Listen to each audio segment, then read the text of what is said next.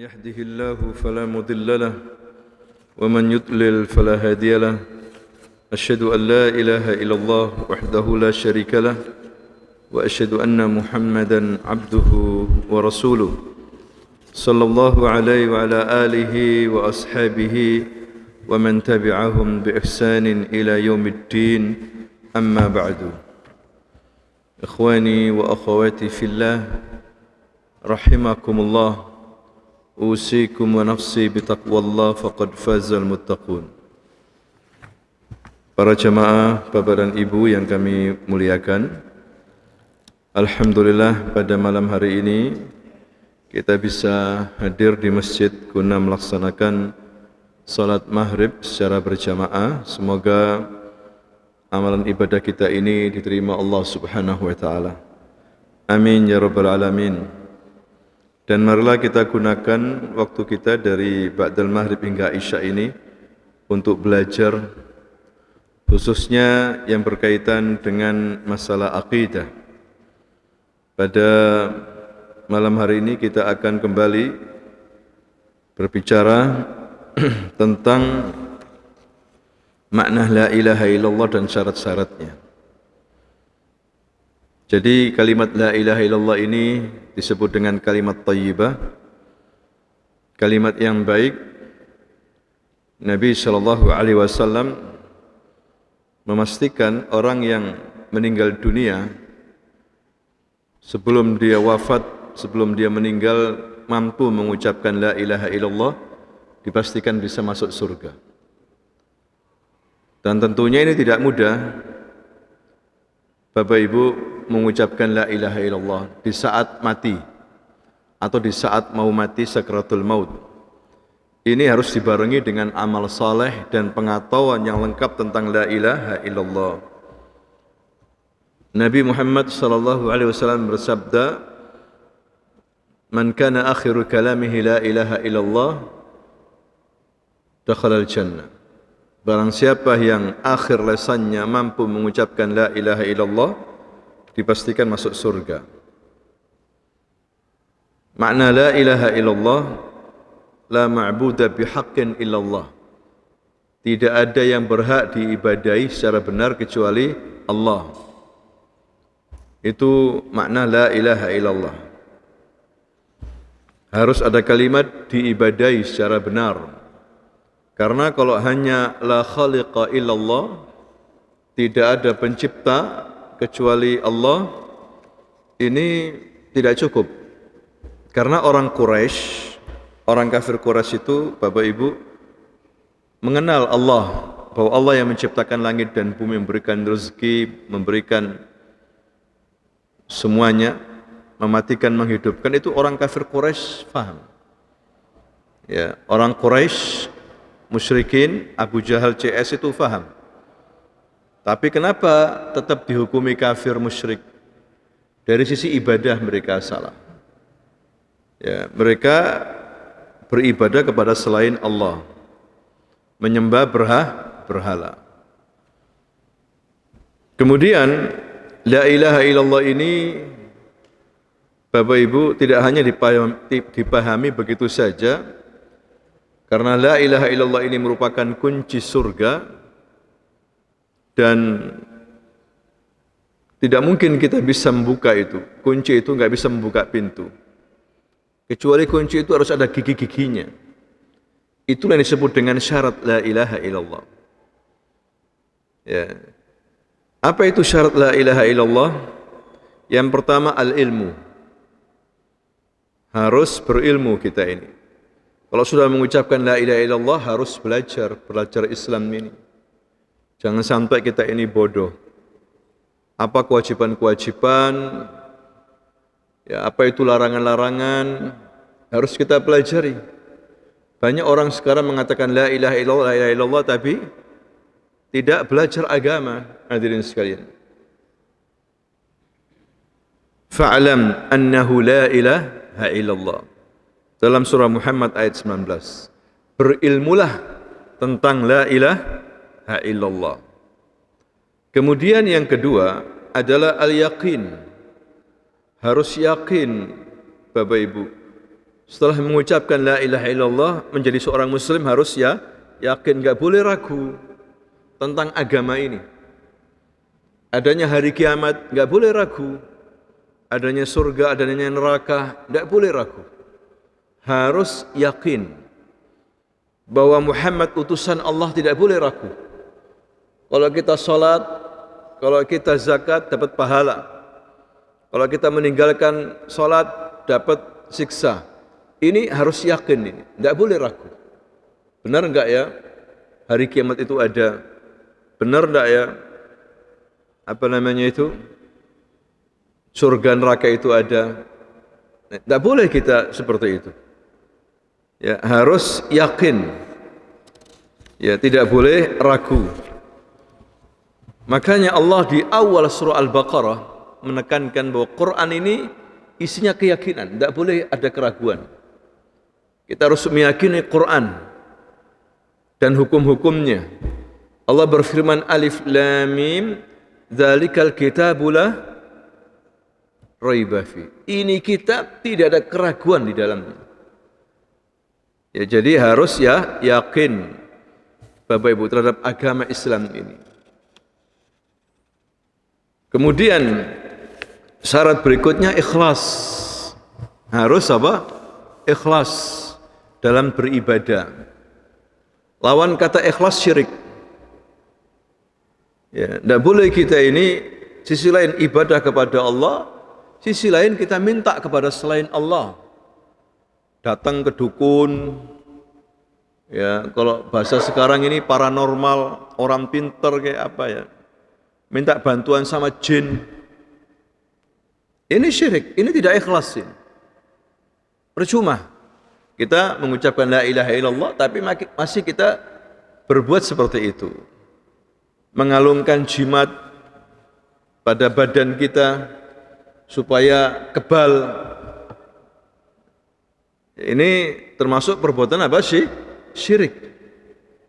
Percuma ngomong la ilaha illallah, la ilaha illallah tapi minta kepada orang-orang yang sudah mati.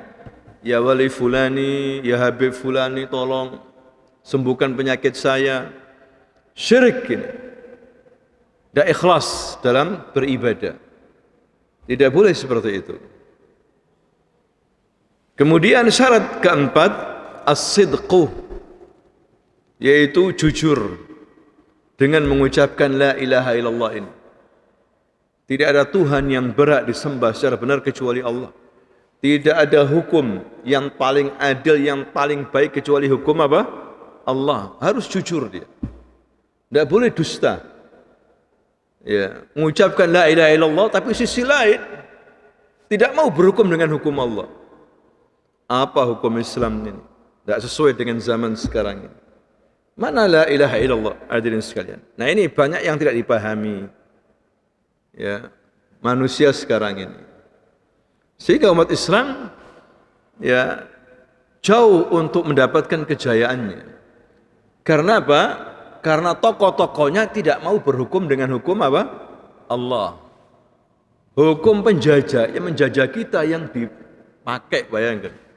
Hukum Belanda dipakai. Sudah menjajah, hukumnya dipakai. Kenapa tidak pakai hukum Islam? Takut dengan hukum Islam. Teroris. Kalau pakai hukum Islam itu, ya, musuh-musuh Islam seperti itu. Hadirin sekalian, tokoh-tokoh Islam takut berhukum dengan hukum Allah, takut. Hukum Islam itu cuma di masjid saja, ya. Jangan apa di sebuah negara. Nah, ini mana la ilaha illallah. Jadi harus jujur hatinya, ucapannya dengan la ilaha illallah. Atau dalam sisi akhlak, la ilaha illallah tetapi suka dusta, suka bohong. Dalam bisnis, dalam bercakap, bohong. Seperti makanan sehari-hari. Berbohong. Telepon juga berbohong sama temannya. Katanya mau bayar hutang, tapi enggak dibayar-bayar hutangnya. Bohong. Mana la ilaha illallahnya? Hadirin sekalian.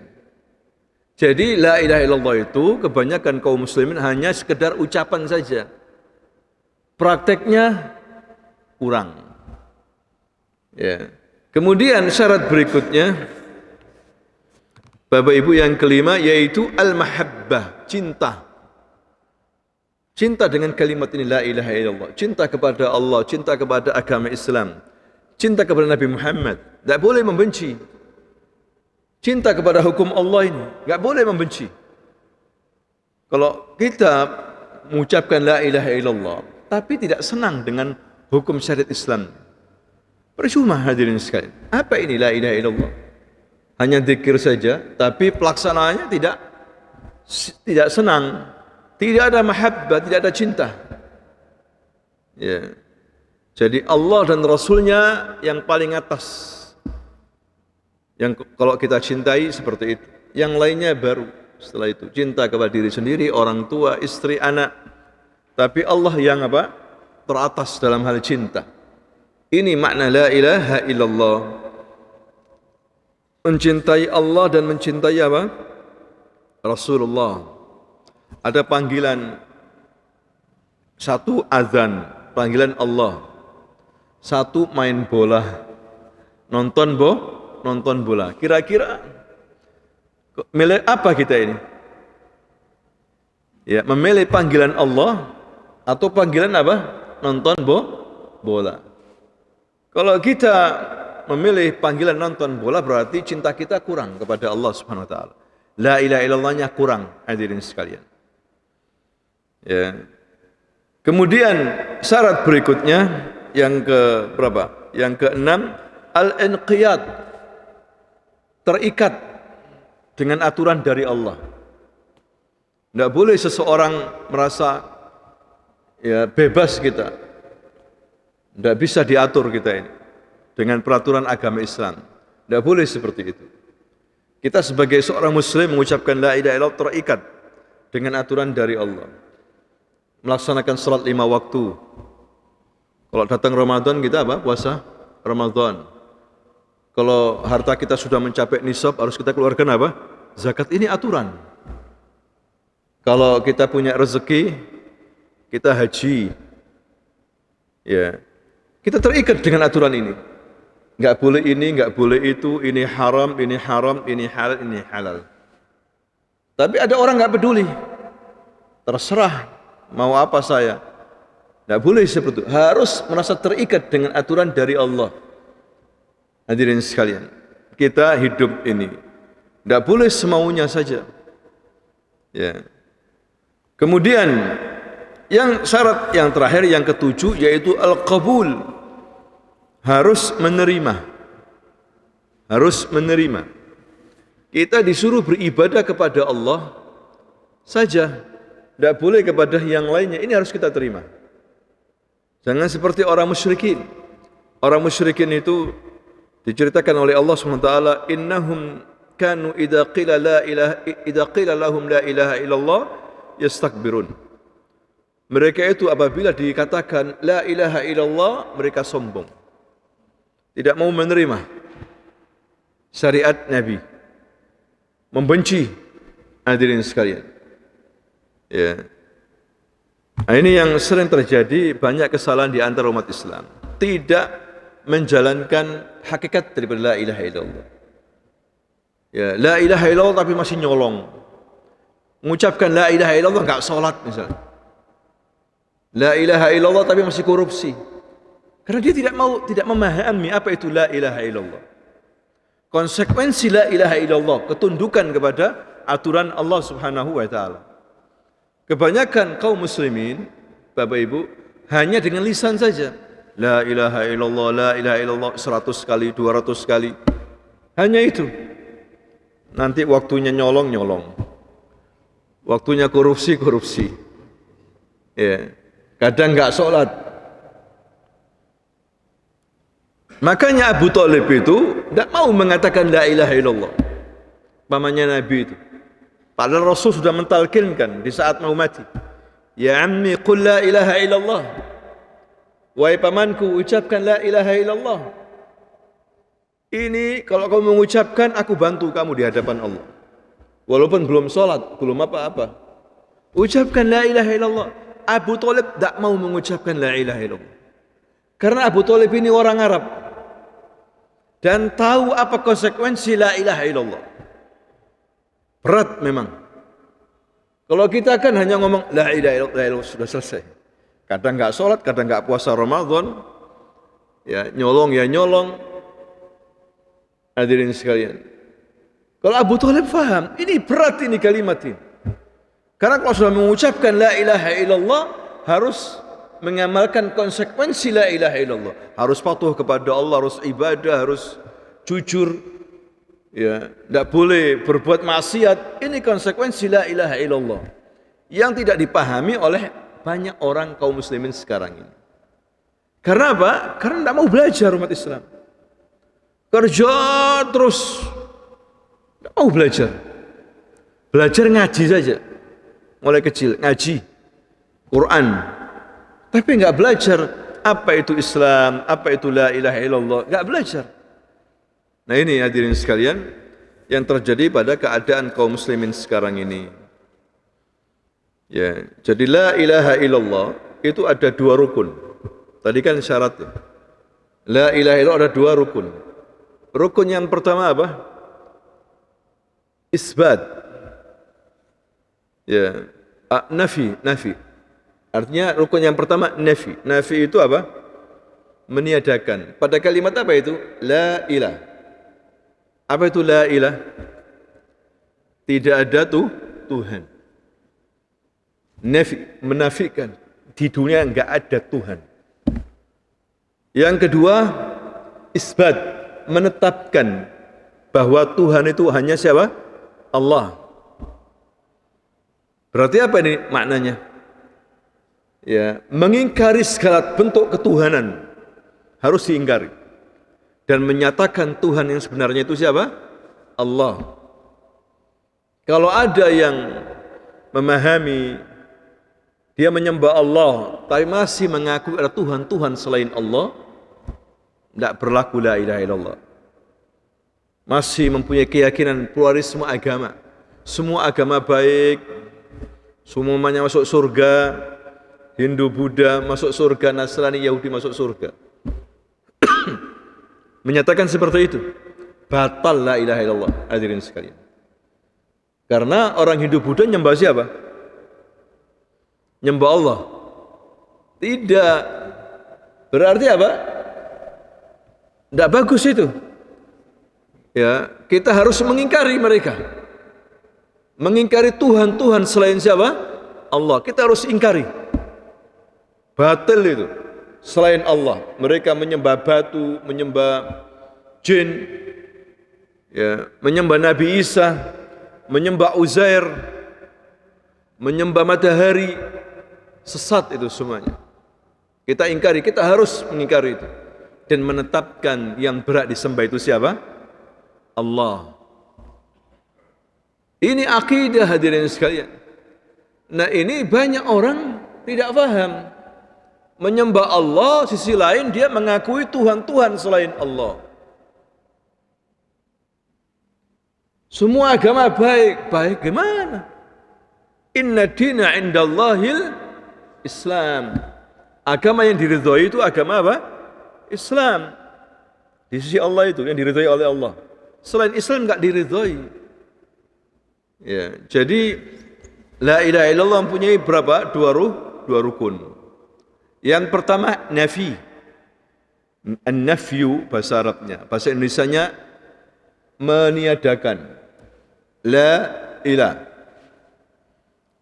Meniadakan Tuhan, tidak ada Tuhan illallah, dan menetapkan al-isbat, menetapkan bahwa Tuhan yang berhak disembah itu siapa?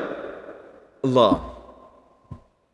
Hadirin sekalian, berarti selain Islam kafir.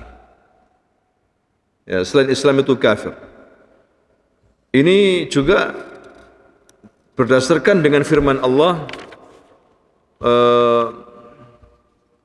wa may ya'tasim billah, ya, wa may yakfur bit-taghuti wa yu'min billah. Barang siapa yang kufur kepada tauhid dan beriman kepada siapa? Allah. Tauhid adalah Tuhan-Tuhan yang disembah selain Allah, diingkari. Kemudian beriman hanya kepada siapa? Allah. Faqad istamsaka bil urwatil wusqa.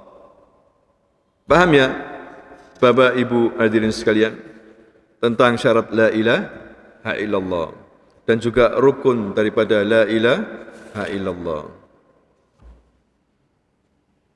Kemudian yang kedua, syahadat Muhammad Rasulullah. Ya, jadi kadang-kadang orang itu hanya syahadat gitu aja. Asyhadu an la ilaha illallah wa asyhadu anna Muhammadar Rasulullah, masuk Islam mu'alaf. Boleh nih nikah, tapi enggak belajar. Ya, tapi enggak belajar. Mu'alaf nikah tapi enggak belajar. Tapi enggak sholat, Ramadan tidak puasa, enggak haji, enggak zakat. Masih berbuat syirik. Ya percuma Islam seperti ini, hadirin sekalian. Islam cuma sebagai identitas saja, tapi tidak mengamalkan. Ya. Kemudian berikutnya syahadat Muhammad Rasulullah. Apa maknanya syahadat Muhammad Rasulullah? Saya bersaksi bahwa Muhammad adalah apa? Utusan Allah. Apa maknanya? Maknanya yang pertama, ta'atuhu fima amar. Mentaati apa-apa yang beliau perintahkan. Nabi menyuruh kita salat 5 waktu, kita kerjakan.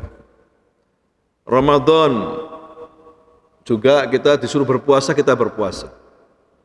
Perintah Allah dan juga perintah Rasul itu sama, Bapak Ibu. Apa yang Rasul perintahkan kita harus taat. Sami'na wa ata'na. Enggak boleh didebat, enggak boleh dikritik. Agama ini enggak boleh dikritik. Seperti orang liberal mengatakan, boleh kita mengkritik hukum Islam itu, boleh. Kenapa enggak boleh? Ini kekacauan dalam berpikir. Karena hukum Islam itu berasal dari siapa? Allah. Bagaimana dikritik, hadirin sekalian? Lancang itu. Boleh dikritik. Jadi enggak apa-apa. Enggak pakai jilbab itu bagi perempuan. Enggak harus wajib. Selama dia baik hatinya enggak pakai jilbab enggak apa-apa. Bayangkan. Enggak bisa, tetap dosa, hatinya kotor. Bagaimana baik hatinya enggak pakai jilbab? Dia menolak perintah Allah. Allah yang merintahkan kepada wanita agar apa? Berjilbab, Allah. Kemudian dia mengatakan tidak. Hadirin sekalian. Nah, itulah kita harus taat kepada Rasul, maksudnya itu. Kemudian yang kedua, makna syahadat Muhammad Rasulullah adalah tasdiquhu fima akhbar. Yaitu apa? Membenarkan apa yang beliau sampaikan. Tidak boleh kita dustakan. Enggak percaya, tidak boleh. Nabi menyatakan tentang informasi ilmu-ilmu gaib masa depan. Nanti ada keluar Dajjal. Hadisnya mutawatir. Kita harus benarkan itu. Betul-betul yakin Dajjal akan keluar. Nanti ada Ya'juj wa Ma'juj keluar. Mayoritas mereka kafir, jahat, menguasai dunia ini. Itu kita yakini. Karena yang ngomong siapa? Nabi. Kita benarkan, hadirin sekalian. Nabi berbicara tentang surga, neraka. Kita yakini itu. Tidak boleh kita dustakan. Hadis-hadis Nabi Muhammad sallallahu alaihi wasallam. Terkadang kita percaya sama tokoh kita, tapi sama Nabi enggak percaya. Ya perlu dipertanyakan keislamannya. Ya, sama tokoh sampai ucapannya itu difotokopi, dicatat, ucapannya tokoh. Tapi Nabi sendiri ketika bersabda kurang menarik, kurang dipercaya. Ini suatu kesalahan, hadirin sekalian. Imam Malik mengatakan, kullu qaulin yu'khadhu minhu wa yuraddu alaih. Dia kan seorang imam madhab Maliki, tapi mengajar di Masjid Nabawi. Ulama besar. Dia mengatakan, setiap pendapat bisa diterima, bisa ditolak. Siapapun yang ngomong. Walaupun ulama, ustadz, kiai, bisa diterima, bisa apa? Ditolak. Illa sahibu hadzal qabr. Dia menunjuk kuburan. Kuburannya siapa? Nabi. Kecuali yang ditanam di situ. Kata Imam Malik, yaitu Nabi. Jangan ditolak kalau ngomong. Percayai. Karena apa yang dia omongkan itu wahyu dari Allah. Hadirin sekalian. Ya, kalau ada ustadz ngomong, hanya ngomong, ya bisa ditolak, bisa diterima. Tapi kalau dia ngomong Quran hadis, jangan ditolak. Karena dia ngomong Quran hadis. Makanya ustadz dalam ceramah ngaji, jangan lupa Quran hadis. Jangan ngomong ngalor ngidul tanpa Quran hadis. Tidak usah didengarkan gitu. Nggak ada dasarnya, nggak ada dalilnya. Buat apa? Hanya dengan apa? Pikiran. Pikiran bisa salah. Teori manusia bisa apa? Salah. Teori, sekedar teori. Teori itu bisa dibantah dengan teori yang lain. Hadirin sekalian. Tapi kalau Quran hadis jangan dibantah. Ini syarat atau memahami makna syarat Muhammad Rasulullah. Kemudian yang ketiga adalah ijtinabu ma naha anhu wa zajar. Menjauhi diri dari apa yang Rasul larang, jauhi. Rasul larang ini kita jauhi. Rasul mengharamkan melaknat LGBT, kita jauhi. Jangan dekat-dekat. Atau jangan kita melanggar itu. Betul-betul kita akan dilaknat, hadirin sekalian. Rasul mengatakan Allah dan Rasulnya melaknat laki-laki yang menyerupai perempuan dan perempuan yang menyerupai apa? Laki-laki, dilaknat. Ya jangan dekati, itu larangan Nabi. Nabi melarang riba, ya, dan larangan yang lainnya. Harus kita jauhi.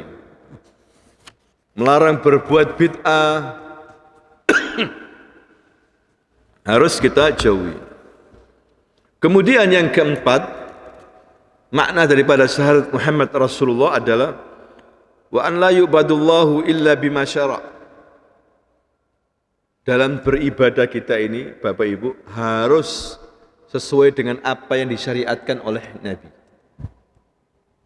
Tidak boleh kata nenek moyang, kata guru saya, lah, tidak boleh dalam masalah ibadah. Ibadah itu harus sesuai dengan petunjuk siapa?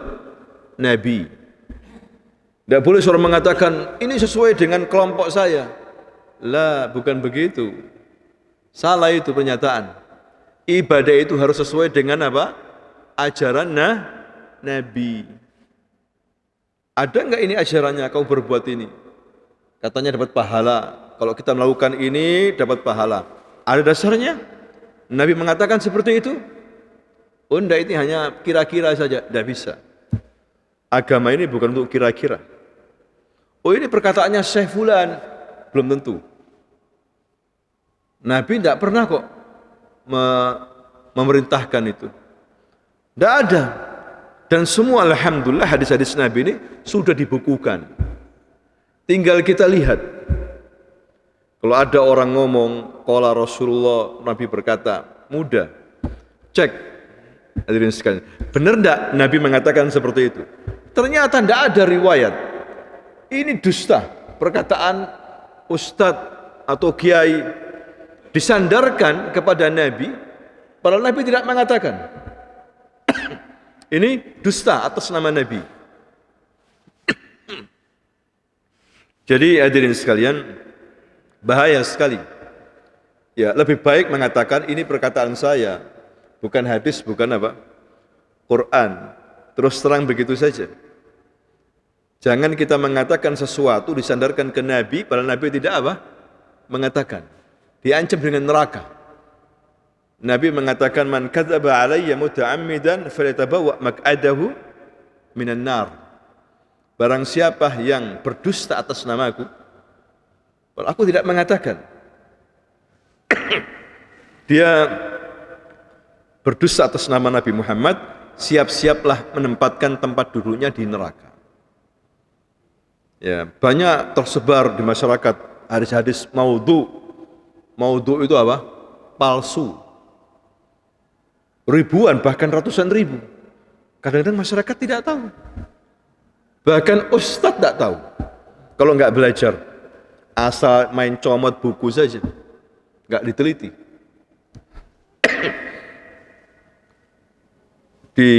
Disebarkan ke masyarakat. Ini hati-hati ini. Ya, tidak boleh hadirin sekalian. Dan sekarang alhamdulillah sudah dipermudah kita oleh para ulama. Bagaimana mencari hadis yang sahih atau yang dhaif? Mudah. Melalui internet pun mudah. Sudah dikumpulkan oleh para ulama. Oh, hadis ini palsu, bukan dari Nabi. Misalnya hadis palsu ya. Utlubul ilma walau bisin. Tuntutlah ilmu walaupun dari apa? Sampai ke Cina. Itu bukan hadis itu. Utlubul ilma walau bisin. Tuntutlah ilmu walau sampai ke negeri Cina. Itu kata-kata orang. Bukan perkataannya siapa? Nabi. Jangan mengatakan ini sabda Rasulullah. Bahaya ya. Ya. Itu katanya orang, hadirin sekalian. Bukan perkataan siapa? Nabi. Cuma kadang dihafal. Seakan-akan itu merupakan sabda apa? Nabi. Seperti ini banyak. Ya, di masyarakat tersebar hadis-hadis palsu. Ya. Tidak hanya kabar-kabar, hadis pun dipalsukan. Tapi kalau orang yang ngerti agama tahu bahwa ini bukan hadis. Nah, itulah tentang apa? Makna syahadat Muhammad Rasulullah. Ya, sampai di sini ada yang bertanya? Bapak sekalian? Silakan kalau ada yang mau bertanya. Kalau ada pesantren yang melakukan amalan-amalan tertentu, itu belum mendekati. Dan mereka bilang ini loh cuma zikir, cuma witir biasa. Kenapa kok nggak boleh? Itu gimana? Melakukan apa itu? Amalan-amalan kayak kalau satu suruh harus zikir apa itu. Terus pada saat orang bilang ini tuh bukan ada Nabi, tapi mereka nggak gitu. Itu loh cuma zikir, cuma witir, kan nggak ada salahnya. Itu gimana? Ya, kalau zikirnya la ilaha illallah, subhanallah walhamdulillah, wa la ilaha illallah akbar, memang ada hadisnya nggak apa-apa. Cuma jangan diharuskan, itu maksudnya. Tertentu gitu loh, setiap malam surah, setiap tahun baru ada zikir akhir tahun dan ada zikir awal tahun. Nabi nggak pernah mengajarkan itu. Nggak harus dibaca. Mau baca silakan, mau nggak baca silahkan. Tapi jangan mengatakan harus. Nah, itu perintah dari siapa itu? Harus itu. Dari Anda, bukan dari Nabi. Nah, itu hadirin sekalian. Ya, saya tidak berfatwa. Ya, cuma lebih baik apa yang tidak diajarkan oleh Nabi itu kita tinggalkan. Yang sunnah yang diajarkan Nabi ini banyak.